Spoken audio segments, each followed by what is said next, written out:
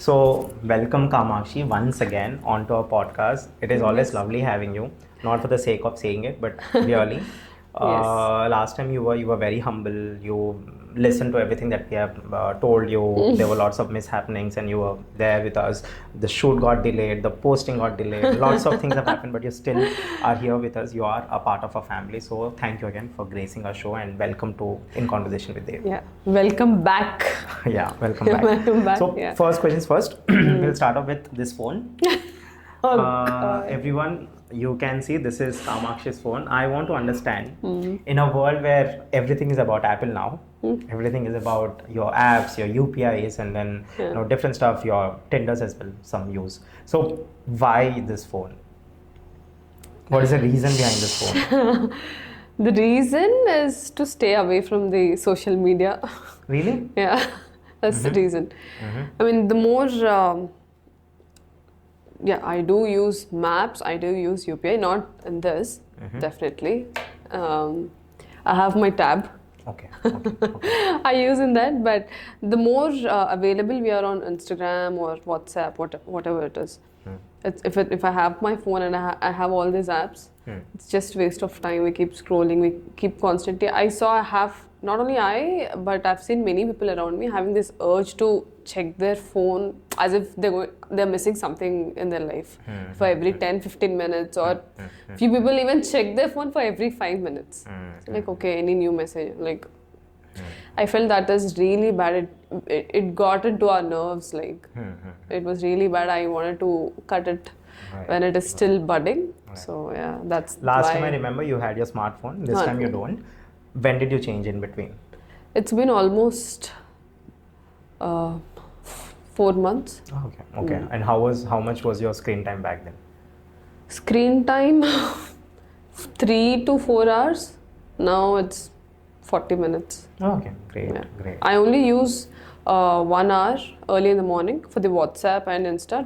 I do the scheduling for the Insta posts if there is anything I have to post, and I respond to all the messages as soon as I wake up. Then shut it off. Then if there are any new messages, and it has to wait till the next day. Right. Yeah. We had Nitya Shetty here. She is the actress in Devullu. She was a Oh, child yeah, artist from yeah, Devullu. yeah. Oh, Nitya She was Shetty. here, and she told me that nowadays, especially in movie industry, the number of followers you have is directly proportionate to your market value. It's something that she have mentioned, and we had a great conversation as well with her. What are your views on it? And you also say that you're not much active on social media and don't want to be as well. But then this is the reality that's happening out there. Yeah. What is your take? That's very true. I've seen all my co-actors constantly. They're on the Insta. They know they have a PR team who tells, oh, you're supposed to be relevant. You're supposed to post photo shoot pictures. Then you have to post something relevant like your workout or a dance video or something. You have to constantly be seen. So yeah, even my people around me or people I'm working, they also keep telling me this. But again, I wouldn't say I wouldn't believe it. It's not about belief here. It's fact how things are working. What to do? This is how I am. That's all I can say. So you're not on social media. You want to avoid your screen time. I understand. But then as an actress, I think that it's really important for you to be active and do lots of things, because lots of competition, first things first, lots of volatility in the market, new faces coming every day, and you have to be relevant, as you mentioned.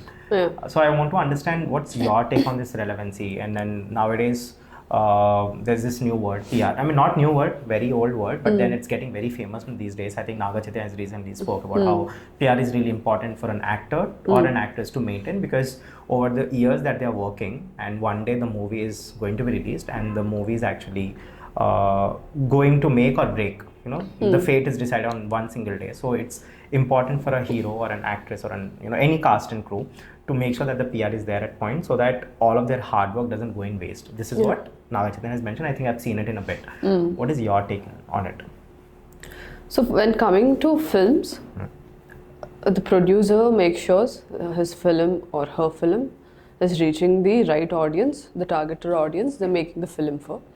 So they have their own PR teams. Every film has their own PR team. So we go on to the shows or TV shows or podcasts or even some interviews or print media, and we talk about the film. So that's always there. And when coming to on personal level as an actor, yes, PR plays a major role, and social media followers, everything adds up. It's like a cherry on top of the cake. I think especially when I think about me as an actor, I don't feel like I have to be seen constantly. Yes, when you have a success with one film or two films and the journey is going on, the media will definitely have interest, like what is she up to? And I want that to happen naturally. I don't want to, take a step forward and be like, hey, please walk in and tell people what I'm doing. Like, why would anybody be interested? If I am an actor who is having a successful career and doing good films in the industry and something is grabbing their attention, then they want to know what is she up to. At this point of time, yes, there are people who are interested in my journey and wants to know what am I up to on day-to-day basis, but the quantity is less. So there's no denial in that. So why should I rub into their faces like, look at me? I don't want to do that. So you don't do PR as such, like you don't have a PR team? I don't have a PR team. And I think once the movies which I'm shooting this year and which are going to release this year, once they come out, things will definitely change. Then I might ask like what can be done, what should be taken to the audience. So I can think about it. At this point of time, I don't see a point of being there. Of course, I'm relevant. I do post content on my Instagram at least 3 or 4 times a week. So my page stays relevant. That's it. Right. Kamakshi, we had Nitya Shetty here as well on our show, and I was talking to her, and she mentioned that somehow today the follower count of an actor or an actress is somehow proportionate to what kind of remuneration you will be making in the industry, right? What is your view on it? More than remuneration, once upon a time, the directors or the producers used to find interesting faces from any regional, wherever they go for a shoot, they find some interesting face. They ask, okay, are you interested? We will teach you how to act and what to do. But now the scenario is people want who are already famous influencers. I've seen many actresses coming this year and last year. They didn't do a single picture, but still they're coming with a package. Like, they're known through their album songs or through being an influencer. So they have a market. They have already built a market for themselves. So that is going to be an added value for the film. So that is what people are looking for right now. So I don't fall into that category. And the social media having X number of followers, if you're supporting a brand or promoting a brand, the remunerations there changes, but the remuneration in the film might not affect that much. But the level of promotion you have changes definitely, because you're already known and people are now interested. Oh, okay, now you're into acting. Now she's doing this film.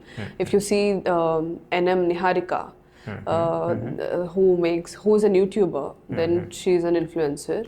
She used to do podcasts for any upcoming films which are releasing with the actors. Now she is playing the lead role in a couple of Telugu films and also a Tamil film. So now she have an added advantage because she already have her own market. People know her. Now they're invested in her. So they'll come to theaters and they want to know how is she on screen. So that will definitely add up for the film and also for the producers. I didn't know that after making podcasts you can actually get into the movie industry. Then I'm in the race then. Yeah, you are. I'll be soon the lead's friend, brother. I can be a younger brother, I suppose. I give that vibes, younger brother vibes. Great. But then having said that, PR I understand, and then social media I get you. And I also understand where you're coming from when you talk about the social media game as such. But today social media is getting hectic as well, to be very honest. Like lots of things happening. Every day someone is trending, the next day someone else is trending. Yeah. Third day you forget the first person who was trending on the yeah. third day. So what's your take on it? Like how do you look at social media as of now? For me, social media never worked. I mean, I always felt it like a burden because there's so many options, yet very less attention given. There is no sincerity. It has become just more content, quality versus quantity. So now it is, the quantity is just more, but there's no quality. As you said, you see, there is this girl Mona Lisa who's in the Kumbh Mela from yeah. Now everybody are going hey for her. Like why? I don't see a point. What did she achieve? Nothing. I'm not to degrade anybody, but still you can understand the mindset. You don't know, for some random reason somebody is getting famous or so I don't see a point. It's all, as you said, the first day. By the 7th day of the week, you don't even talk about the first person. Right. So I don't want to be part of that game. I like quality over quantity. So I'll always invest myself with good people who are like in real life, than rather be on social media and don't even know who's following me. And right. So, and I think this is where you and me get connected, because I also prefer quality over quantity, and that's why we have Kamakshi again on our show. I've got my first thumbnail. I've got my first reel.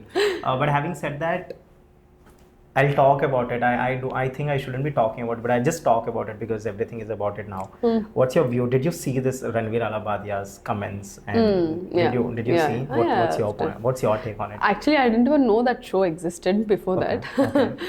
But it's unfortunate now they're asking to shut down the entire show. I don't think that will happen. Of course, I mean there would be certain restriction in terms of the language that they're using, maybe, but I don't think that it will can get be shut done. down. That can be done.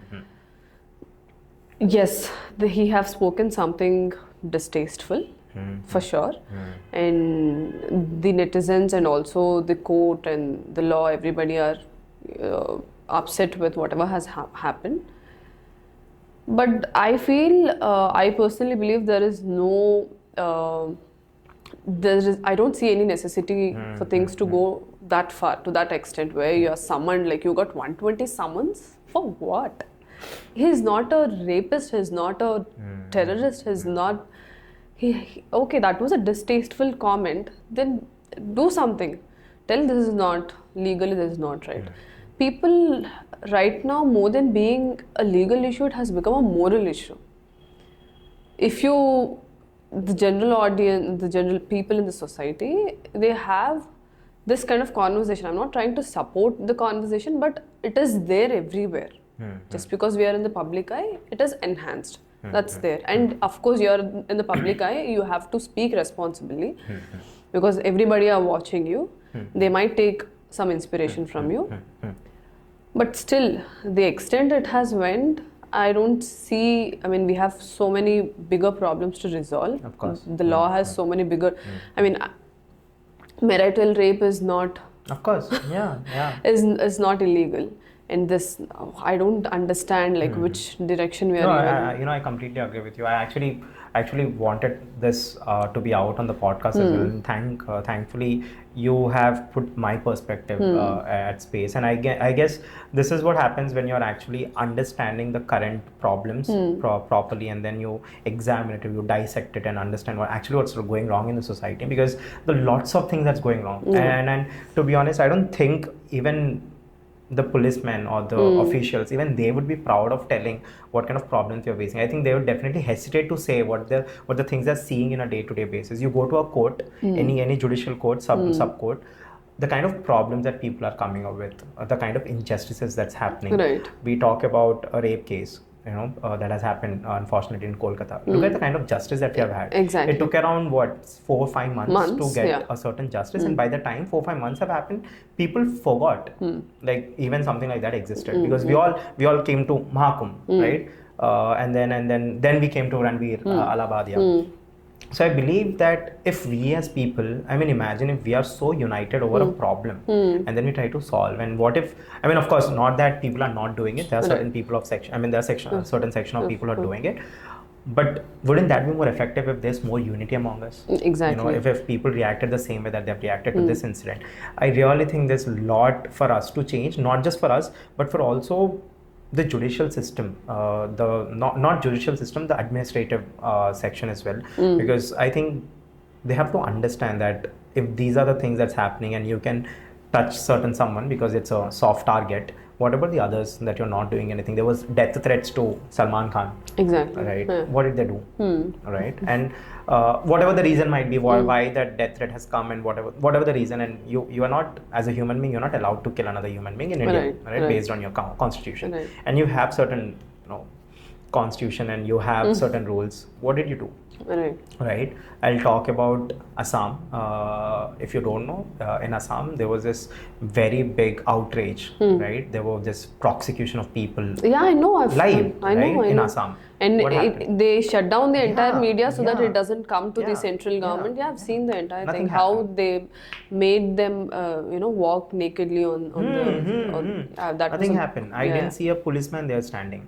And even if the policeman was standing, there was nothing that he was doing or she was doing, right? So I think we have to change. But again, it's very disturbing to see for every world. And you know what I felt when this thing is still in the news, whenever something very petty, very small is, they're showing it as a larger than life. Right. I feel they're trying to cover up something else by putting all our mind by. Really? Yeah, it makes, because things like that has happened before this.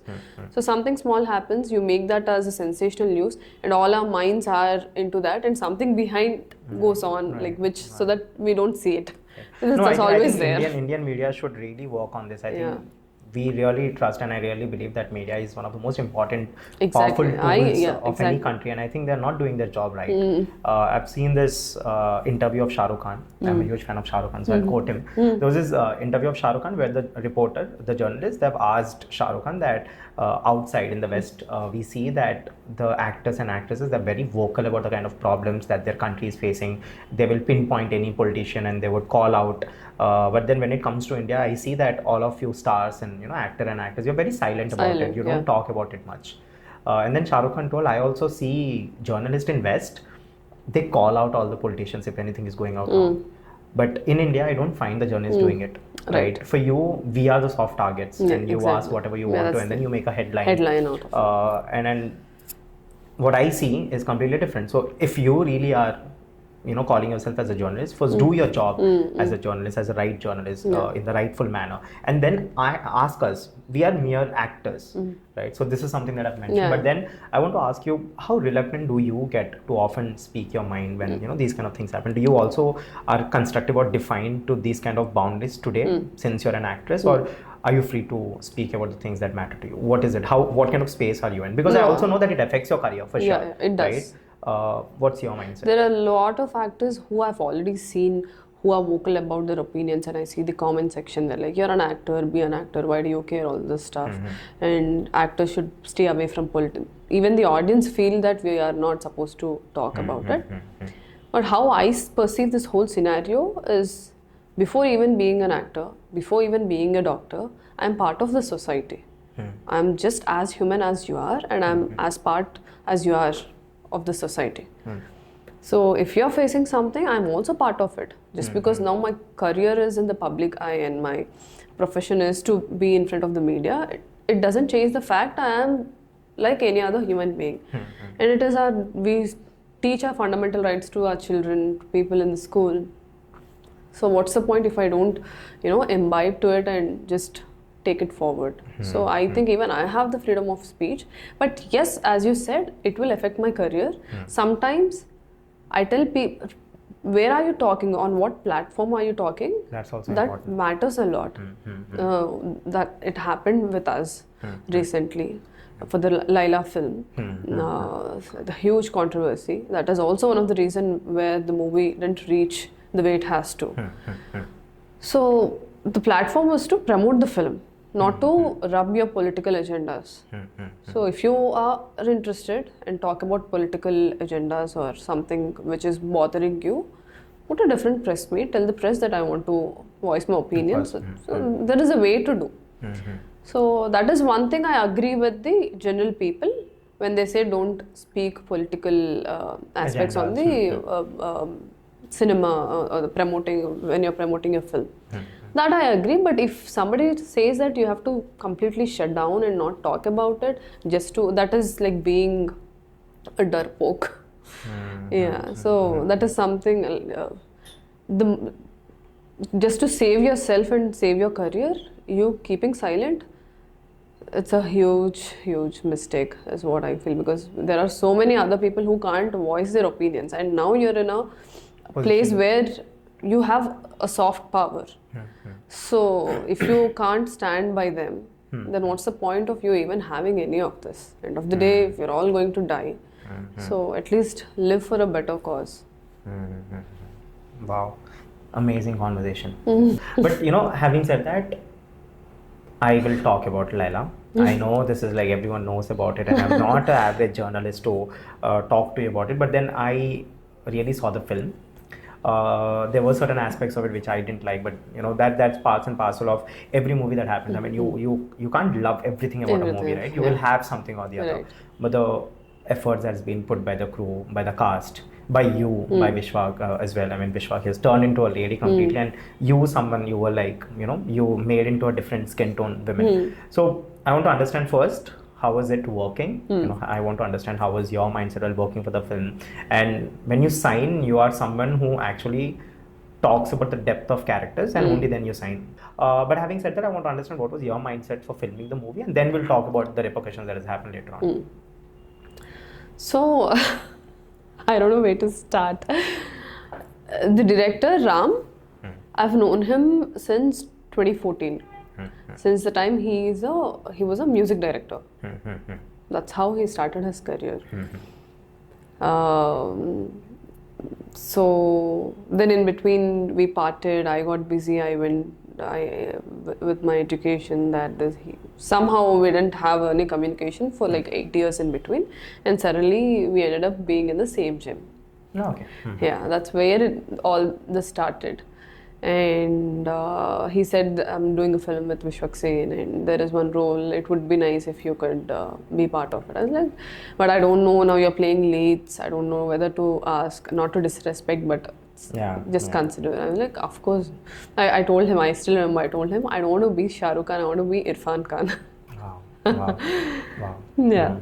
But there's it's okay, you can also be Shah Rukh Khan. I mean, yeah. But once you become a star like Shah Rukh Khan, people start expecting you to do only, the bigger than life roles. And morally righteous roles. Right. As an actor, we'll not have a fulfillment. Now we are stuck with one kind of role or the same role in all your films. Right. That's the disadvantage which comes, for you being a star, and rather than portraying a character. Understood. Wow, well said. Yeah. Second reel. I'm counting my reels. Yeah. So then he was happy. Then he narrated the whole plot B, how Sundari character is going. We are going to introduce the character, and how is it going to end.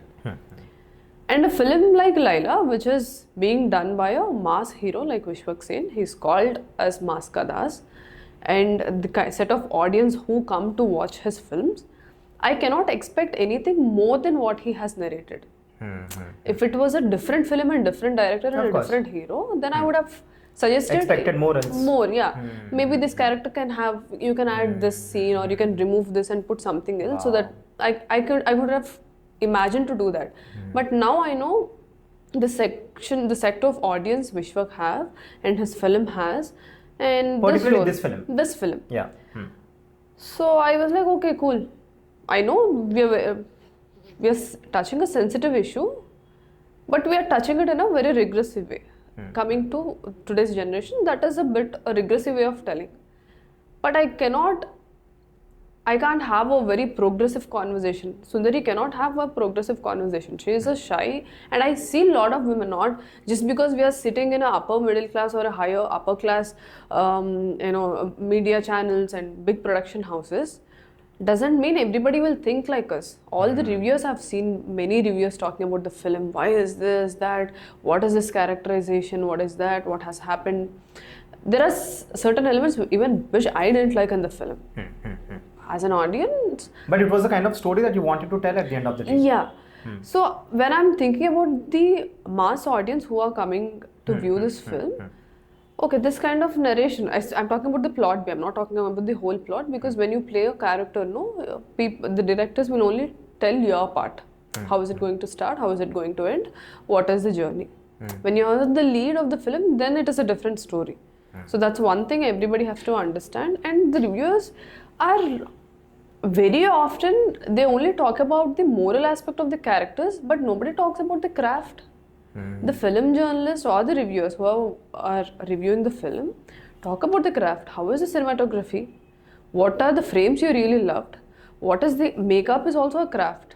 Then what about the songs? What about the direction? What about the writing? What about the screenplay? Talk about all the crafts. Why you're like targeting the moral aspects of the character.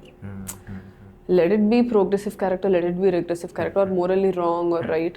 Same thing happens with Sandeep Reddy Vanga's film, which I really enjoy. Sandeep Reddy Vanga's films, because I view his films as a craft. I understand movies impact audience a lot, because that is how the society is, I think cultured.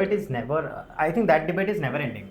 Just because I understand we have to be responsible when we are making films, but if we keep setting boundaries, how are we even going to explore new genres? See, the dark humor is a big thing in West.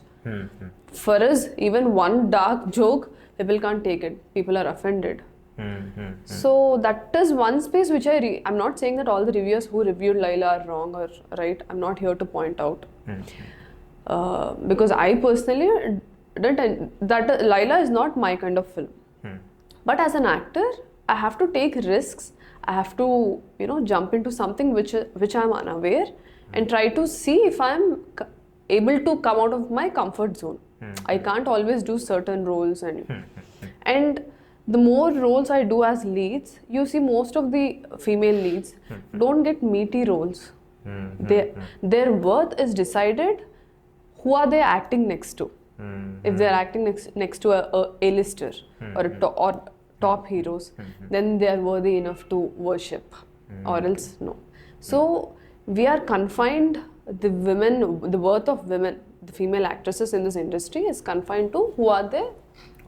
Opposite. Yeah, opposite. Acting with which hero are they acting? Yeah.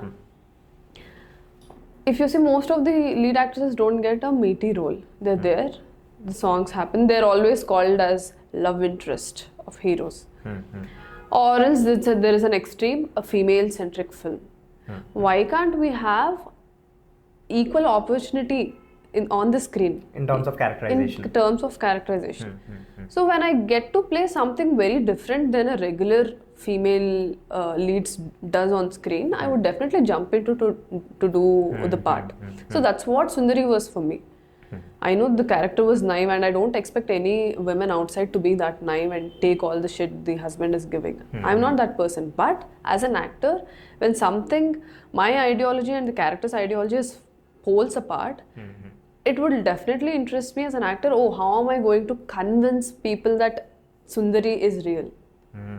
Right? That is my catch. As an actor. But I'll really tell you, Sundari is actually real. I'm being very honest. I've seen this. I've had one of my friends from my school days. She's not that beautiful when it comes to the beauty standards of our society. Yeah. She's not beautiful. She's dark. They had to pay. I mean, this is not something on the media that media will show, but they had to pay some extra money in terms of dowry. Dowry, yeah. Right, just because she's not beautiful. Exactly. And she was beautiful, the dowry would have come down. That's there. There. First things first, taking dowry is wrong. But then now, taking dowry in terms of how you look. Right? That is again something different. And I was really shocked to see. And this is the reality of the society. No one talks about Nobody it. Talks about no journalist talks about it. But it's a reality. You are dark, they'll ask you, Ammai, I'll talk in Telugu.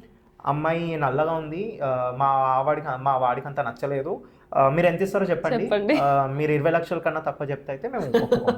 This is what's happening. This keeps happening. Even I was telling in my recent interview, when I work for NGOs, when I go to rural areas, young girls, young women, they come to me, they tell you, like, the actresses look good on screen, we are not up to the mark, like what should we do, like that is the kind of brainwash the main lead actresses, like we set unrealistic beauty standards, and I know they might eventually find out when they grow up that acha, okay, this is reality, but the impact you give on a child is larger. That will stay. It will stay. So for me, Sundari character was like, okay, telling in a very simple way that gunam manchidra, rangu demundi, andan demundi, gunam unte chalu. See, no matter what we all did, she's still taking care of us like her own parents, and she's there for you, she's sticking around. As a woman, would I do it?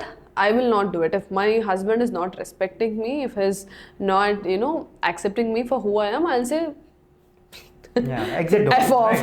Right. I mean, go straight, take left. Exit door. But for that character, for people who can relate to Sundari character, this is the easiest way for me to say. So that was the only reason I said, let's do it. As an actor, I'm getting to play something very away from my ideology. Number two, it has a message. Maybe we intellects who are who are dealing with first world problems, there are still people in our society who are still dealing with third world problems like poverty, pure water, and home and education. So they're still fighting for the fundamental rights. We are sitting in some other world. We are in the same society, but we are in our own world. Gender identity and all this. About sexuality. So I am doing this film for those people who are still dealing with the stuff which we already dealt off with. So if you cannot understand that, it's fine. But people say we are being honest with our opinions. Be honest. నిజం చెప్పడానికి నిర్లక్ష్యంగా చెప్పడానికి చాలా తేడా ఉంది. You say it in a very polite way. Criticize. You don't have to humiliate. There is a lot of difference. If you say something, it has to be for a betterment, not to show your rage. That's how public medium works. Right. So that there are so many things I can talk about, but yeah. Were you heartbroken after seeing the movie didn't do well according to what the thought? That is not there. I didn't like broken, like, oh shit, what happened? When I watched the film as an audience, I was like, as you said, it was an okay film. And yes, there are so many. For a Vishwak Sen movie, it was pretty average. I'll be very honest, because if I talk about other movies that Vishwak Sen has done, or the cast and crew has done, every character, again, I'm not just talking about Vishwak Sen, I think it was a pretty average movie for the standards. You have worked in Polymera, right? Polymera 2, right. Like the kind of standard that you have set, the kind of set that Vishwak Sen has set with Falak Numadas. Exactly. The kind of standard Hit. that, with Hit. Oh my God, that's like one of the most underrated movies, I would say. I think, I don't know, I mean, I think it also got remade in Hindi, but it didn't work well. But if had been Vishwak Sen's Hit was dubbed in Hindi, I'm sure Hindi audience would have also would have been the Maskadas in Hindi belt as well. No, it was really amazing. But so I thought that based on the performances, based on the expectations I've already set, I think this movie didn't work that well. But then coming back to the criticism that it received, I don't think it's unfair. I mean, I don't think it's fair as well. I don't think it's fair. I really thought it was unfair.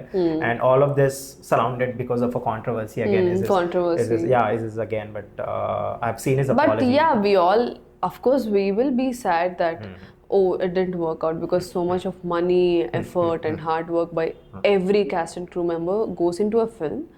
Any film, not just Laya, any film which doesn't work on big screen, we always feel bad, but will we just stop there and sit and just whine about it, or are we just going to learn something from it and move forward? That's all matters. There is hits, flops. I think the whole journey is what matters. But somehow we teach this to our children, like, you have to be the first, you have to be this, you have to be but nobody talks about the journey, the turns which we take, and how we are going to grow from every experience. Nobody emphasizes on it. Even teachers do that, parents do that, even media is trying to say, oh, she's number one, she's so and so. Nobody talks about the journey or the hurdles. Right. So, No, that's why I respect very few reviewers, movie reviewers in India. There are very few reviewers. Since journalism is being like this in India, I'm not talking just about movie journalism. Talk about any kind of journalism. Talk about industries, businesses, any journalism. I don't think it's up to the par. But I think, of course, business journalism is something that's good in India. And I really love this journalist from movies, from Indian movies. Bharadwaj Rangan. Oh my God, I have huge respect for him. Yeah. I love the way he understands the craft, he understands the character, he understands the setting of a particular frame. Right. I think I've seen his one of his analysis where he was talking to Sandeep Reddy Vanga, and he has mentioned how Sandeep Reddy Vanga has used certain pictures in the background to reflect the history of their legacy, of the family's legacy.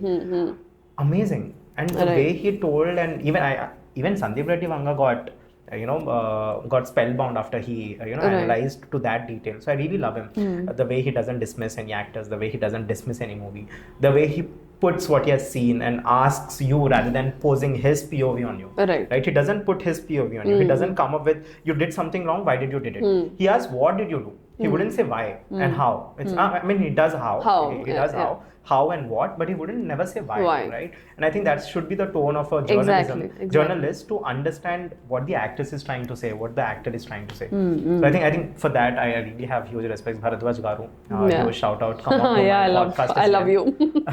But having said that, now we'll move on. We've discussed a lot, and I don't want it to be only Laya movie podcast. But I hope Vishwak Sen love you, and I hope that he does amazing movies. I'm really waiting for his next move, especially after his apology. I've read it, and I really am waiting for him to have his own comeback. I really am. I just love this. I think we all love this, right? Even in movies, the only reason why we see a movie is because there is a hero who somehow gets to his lowest, and then there's just one way upwards, and that's how we watch movies, right? And we watch for that, right? We whistle for that. That's what we relate to, right? We all have ups and downs, and when somebody shows that on screen, we get inspired. Right. So I believe that I'm really waiting for that comeback now. I'm sure he's hungry now. His more. He will. I will. Of course, he will, and I'm looking forward to it. And of course, more than him, since you're here, I'm also looking forward to your movies. Having said that, what are you up to these days? You have had amazing movies. I've seen your interview. You're like everywhere now, right? You have been everywhere now. You had a interview last 2-3 days back, and then it's already released as well. It's very fast, no? You told me that there's an interview, and it just got released yesterday, and I should, I think, learn from them. Record it today, post it tomorrow. I'll do that. But having said that, what are you up to these days? So basically, I've last year is 2024, right? Yeah, 2024 March is when I've received Dada Saheb Phalke Film Fest Award, the 14th edition. After that, movie got released, Polymera 2 got released on November 2nd, 2023. And this award I received in the month of March. For Polymera? For Polymera 2, yeah. So in between, after the release and between the award, nothing was happening. So I was like focusing on writing a script, finishing at least 1 or 2 drafts, just to have it in hand, as I'm always interested in writing. So that was going on, and after the award, then things started changing. I started getting calls, and also I think right after the award, the film got released on OTT. And especially when 3 to 5 CR budget films, audience, when they like the movie, they'll watch it. But inside the industry, people don't take it that seriously. They're like, okay, dekh lenge, like OTT, we'll watch it on OTT. Because it's not a big hero, it's a new director, it's not a big director. None of them have a very familiar faces or star. We didn't have a star. So that's what happens within the industry. That's what I've noticed, at least. There are only few directors or few producers who watch every film, be it small or big or whatever budget the film is, just to understand what are this generation actors or this generation producers or this generation directors are saying, what are the content. So I've seen few producers who does that, who watch every Friday. If 4 films are releasing, they go to all 4 films and they watch it. Wow. Yeah. So yeah, that's what happened to me. After March, my phone started ringing. We want to. They watch the film. Now they know that I have something, where I have the I capability think you have to. established yourself As an actor, You yeah, have, I you did. have. I did. Yeah. Polymera. Before Polymera, I was very reluctant to call myself as an actor. Because I can validate myself, that's there. But in this public medium, validation from external Right, elements. the public is more important. Yeah, it's right? is The important. acceptance. Acceptance. So audience gave that, and by directors and producers calling me, I understood. Okay, this is a validation for whatever I've gone through so far, the hard work and working on my craft, everything. So yeah, after that, I've signed at least 3 films immediately. Out of which one we shot last year itself, in the month of August and September. Then Laila, I've signed then only, and we shot and it got released. This year, in the beginning of this year, that's Jan or last year December, I've signed 3 more films. So in total, I have 6 films in my hand. One is already out, Laila, and the other 5. There are 3 films where I'm playing the leads. Okay. The other 2 films where I'm playing a very the prominent roles. Impactful. Very impactful, where you'll not forget the character once you go out of the theater. It's there in your mind. So yeah, these are the 5 films there are 5 projects I'm shooting. So once the projects keep releasing, then I have to see which direction is it going. So that's there. I'm busy shooting, busy with my work, continuously shooting, and whenever I have time, then I just try to travel, come back, or write. So I'm completely occupied with the work at this point of time. Great. I'm looking forward. But having said that, how is Kamakshi Bhaskarla now that she's getting these many calls, these many work? And how was Kamakshi Bhaskarla then when she did not have all this? Then, as you said, I had to go to every production house. I have to give audition. Till Polymera 2, all my characters, directors auditioned me. They saw the potential and they gave me the role. That's how it worked. Now, the directors have a inbuilt trust that she'll do it. She will deliver. She'll deliver whatever is required. So that's there. For me, from my perspective, I have become more focused. Initially, for me, it was my agenda was to get at least one opportunity or opportunity so that I can prove my work. Now, I've already proved I'm a decent actor. Now I have to curate what I'm doing, how I'm doing, what kind of stories am I telling, what are the roles I'm playing, and at the same time I don't want to be compartmentalized as she can only do this. I want to be versatile actor, at the same time have larger audience. Right. So that is what I'm focusing right now. Right. So yeah, I've become more responsible, more focused on my work, and I hope that continues. Why did you come to us again? When I Because texted you called me. Of course I called you, I texted you, but then you said yes. Yeah. Why did you say yes? Well, I really enjoyed the conversation we had last time.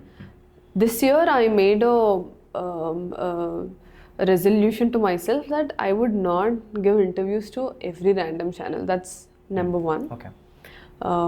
After Laila or before Laila, most of the media people were calling me like, we want interviews, we need interviews. And I don't have any personal manager. I manage everything by myself.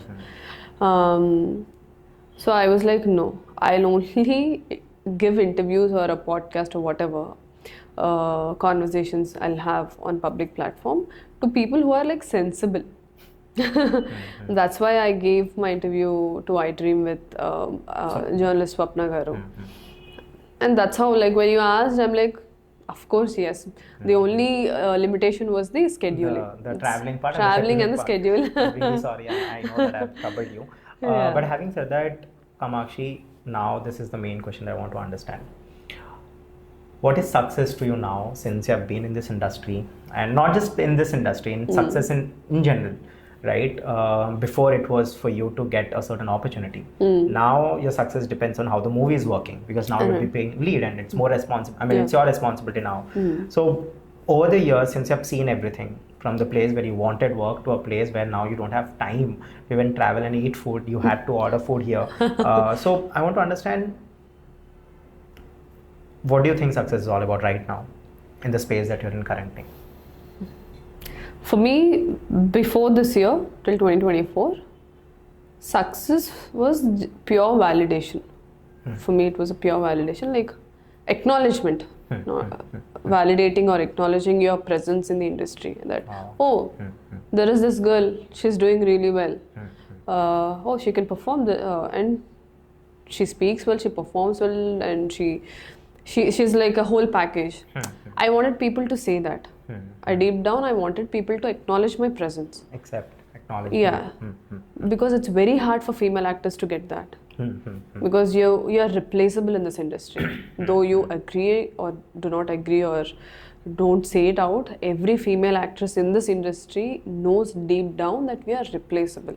Because most of the producers believe, and it's not about the belief, and that's how it is working. Most of the producers know the heroes are the one who pulls audience to the theaters. Females are there for the glamour part, so that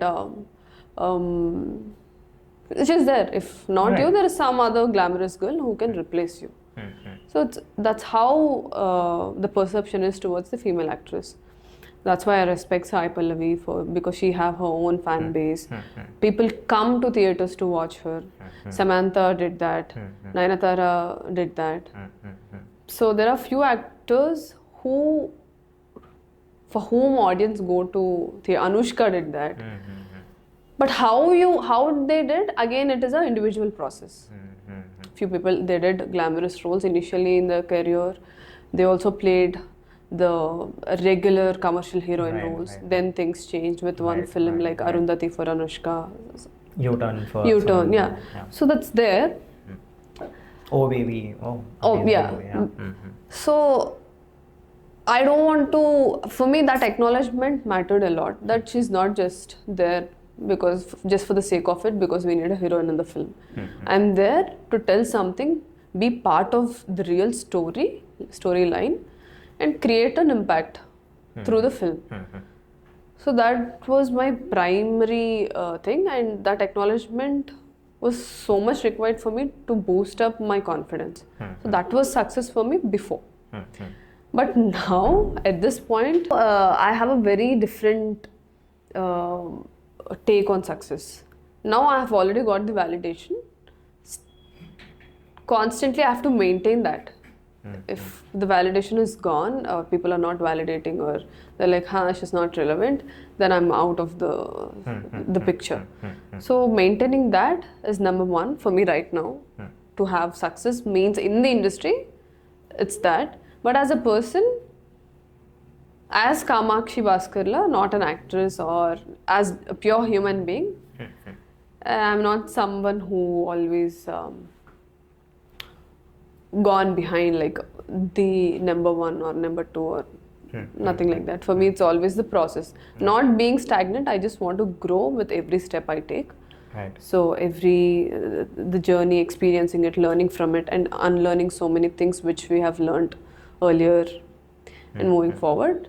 So that's always there, and that will always be there. That is my personality.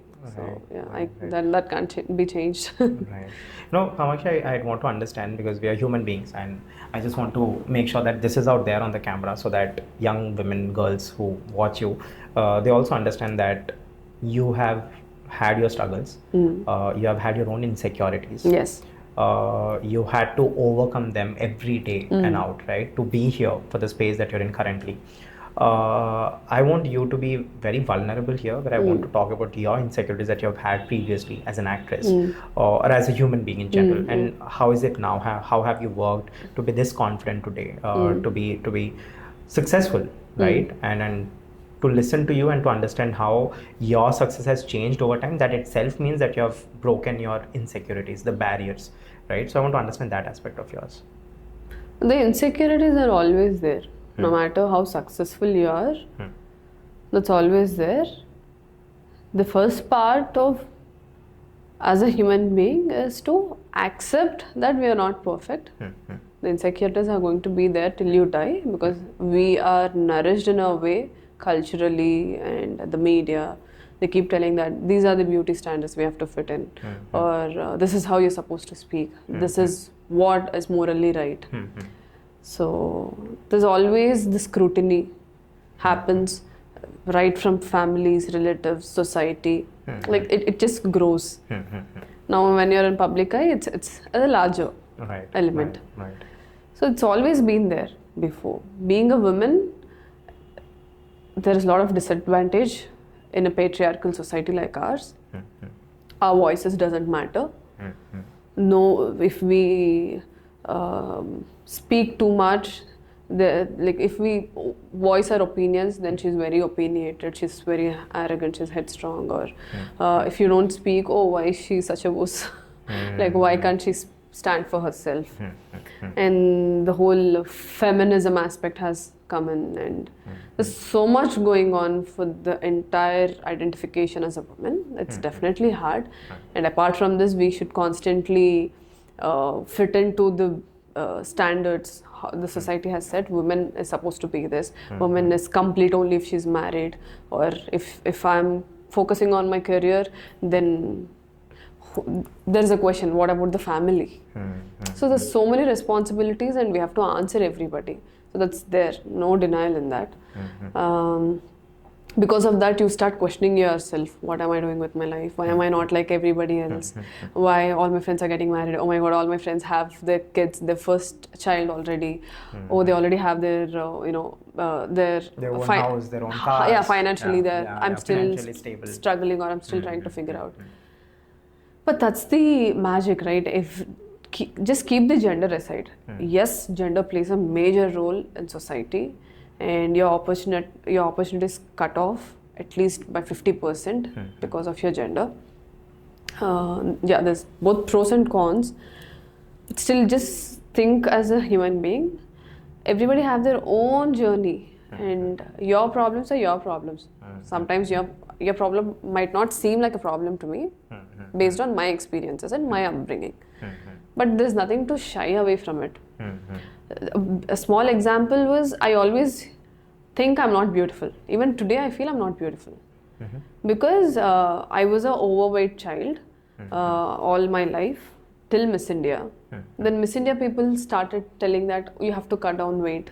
You have to look this way, you have to do this, we have to do smile designing, we have to do this, that. That made me feel more insecure about myself. Okay, to be beautiful, I have to fit in all these brackets. Then only they'll call me beautiful.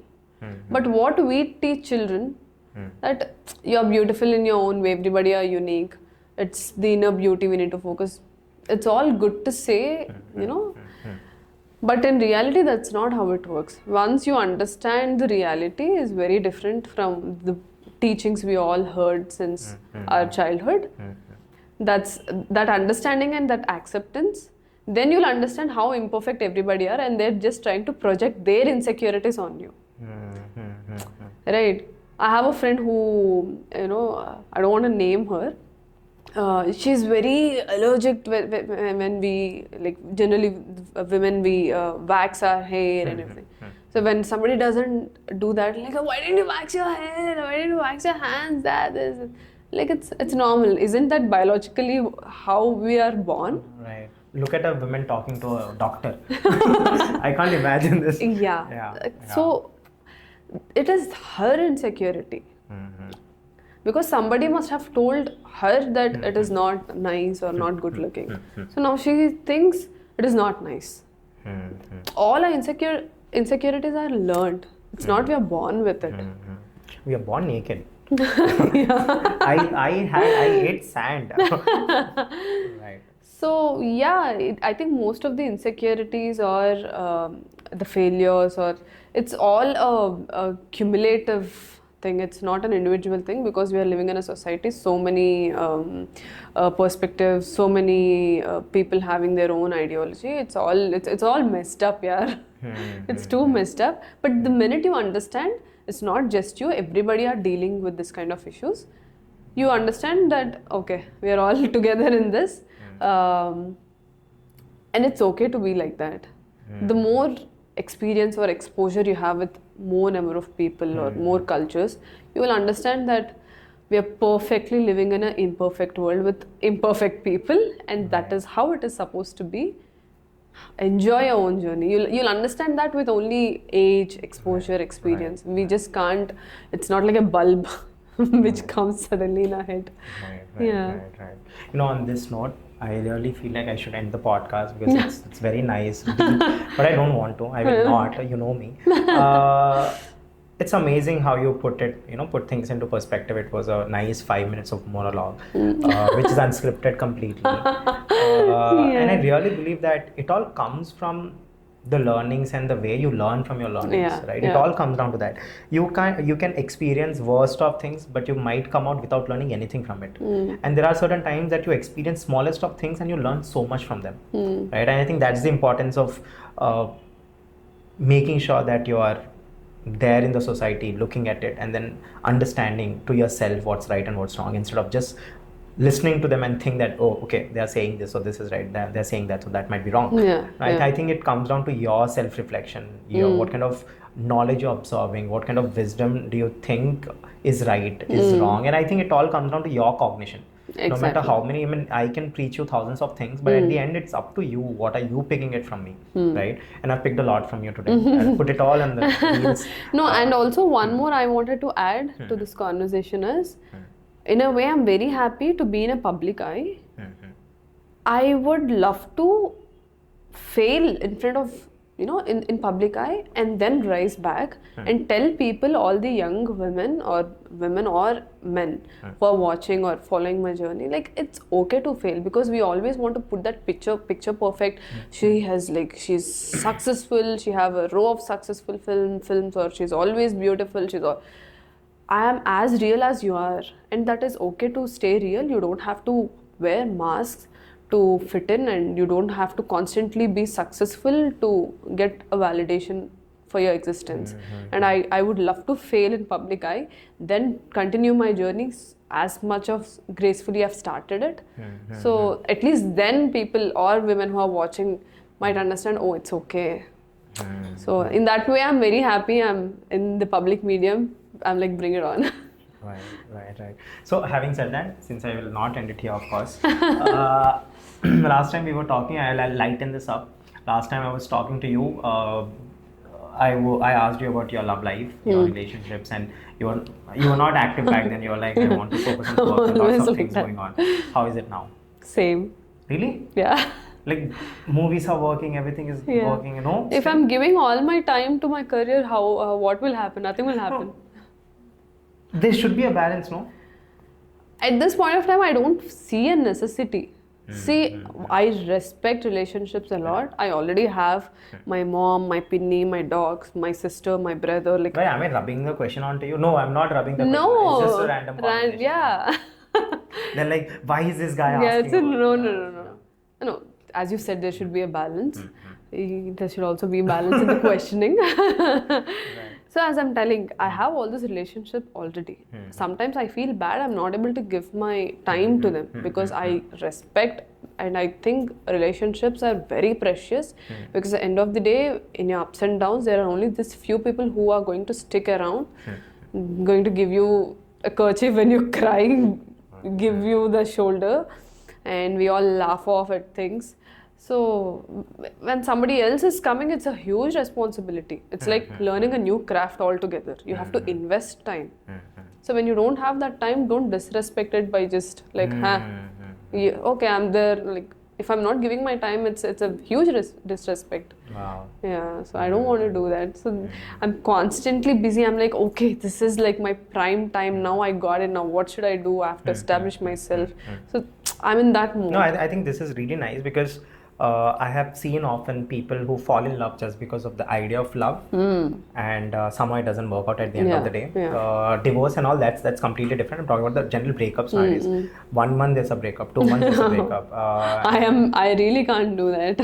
Right, and things are changing, and I don't know. I really feel that when it comes to love, I think we have overly romanticized love, to be honest. Yeah. There is nothing called as unconditional love. Yeah, Trust me on this, Kamakshi, there's I'm nothing being very called. honest. Yeah, of course. There is nothing. I'm being very honest. I've seen, I've known, and I've somehow got to know that when you're falling in love, you have to have your own space for it. Just as you mentioned that you want to have that space for you, and then there has to be certain boundaries that has to be set. And I don't think, I mean, if people are watching, I think the only one of the important things that they can take away from this podcast is about have your boundaries. When you're in love, you tell them what is bothering you, what is not bothering you, what you like, what you don't like, what any of your actions is this causing them hurt or not. I think these are the most important questions to talk about it before getting into a relationship, because it just gets fucked up. I'll be very honest. I mean, and I've seen it. I've hopefully not experienced it myself, but I've seen it, and I know for sure that you have to talk about your boundaries. People might not get what you do, right? Who you are, right? I mean, something that you do must be right for you, but the other person, your opposite partner, might not like it, might not understand it at all.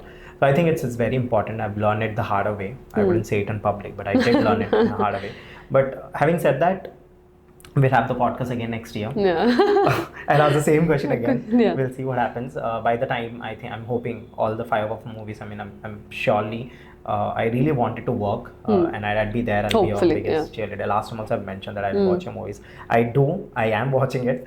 But having said that, it was great talking to you all this while. I have just one last question, because all the other questions that I have, I'll do it for the round 3 when you'll come the next time. Season 3. Officially, you're the first person to be on the on season 3. Yes. And no one better than you, right?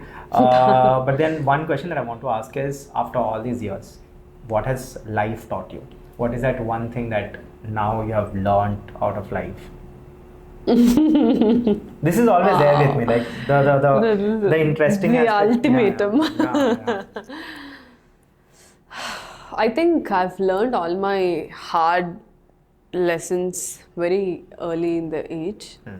There's nothing which I'm like virtually, like apparently learning it now. I've reached my 30s, so I've seen enough life to understand how things work. One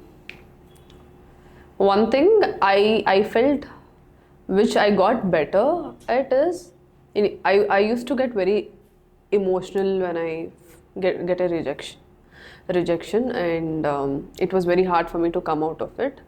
Now, if somebody rejects me, or in a personal space or professional space, I'm like, okay, this far is what we have got. Cool. And I'm walking away. I'm like, it is not affecting me. Now I've learned the fact that somehow, somewhere... How are you detaching? By understanding it, I introspect, okay, why am I feeling this way? It is hurting me because somebody rejected me for so and so reason. Would you feel the similar way if someone rejected for different reason? Why only this reason is affecting you? Then I track it back. Why is it affecting me? Then I'll realize. Then I move on with it. So it's a process. I cannot just tell it in a sentence. It is a process. The introspection just goes and goes and goes on for days. Then you understand that, okay, your worth, you have to decide your worth. You're letting someone else decide your worth. That is why it is hurting so much. So that is one thing I've always heard and known, but I'm experiencing it now. That you telling that you're worthy enough to be yourself and you're enough. Right. You know, sometimes people say you're too much to handle. Sometimes people say you're not enough. You're enough the way you are at this point of time. How you're growing, whatever is happening, always have a growth mindset. So always achieve to grow or learn from whatever is happening. That has always been there, and now I'm consciously putting it into practice.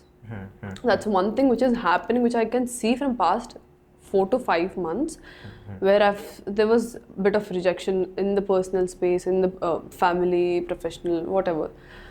So trying to introspect and growing and not stopping there, And previously I used to just sit for days and days not doing anything, just overeating, like because of I don't know how to handle it. It is my a mechanism to come out of it. But now the mechanism changed, and I'm not stopping. I'm like, okay, let's go. Right. So that changed. Right. With that, I am wrapping the podcast, and lots many questions. You have seen my list. So I'll ask it next time. It was great having you. I hope you had good time with me as well. Of course, I did. I always enjoy. I mean, the first time I'm like, oh, this is one of the best interview. I wouldn't say interview, but the conversations to have. And that's the reason when you called me, we are doing next season. You said immediately yes. I said yes. I didn't have any second thoughts. The only thing I was focusing was like, okay, how am I going to manage my time? Right. But finally I did. Right. Thank you. Having said that, it was great having you again. Great. And I want to be there for the season 3. I'm booking my slot. Yeah. Thank you. Cool. Yes. Perfect. We did it. Yeah, of course.